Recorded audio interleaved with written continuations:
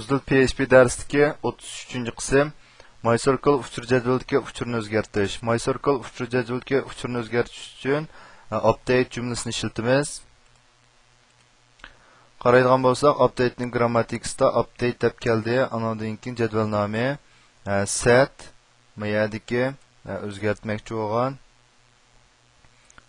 bu uchur elementning nomi, andan keyin buning yangi qiymati where bu yerdagi bu elementning nomi, andan keyin shunga o'xshaydigan qiymat.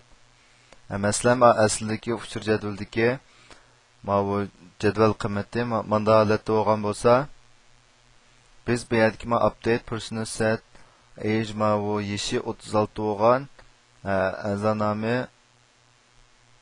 amaninki yeshini 36 ga meyadagi Peter Griffinning mayadagi yeshi 35 bo'lgan bo'lsa, biz buning mayadagi first name family Peter o'zining ismi Griffin bo'lgan odamning yeshini 36 ga o'zgartirgan bo'lsa, o'zgartgandan keyingi natija aslidagi yeshi 35 bo'lgan qiymat meyada 36 degan qiymatga o'zgardi.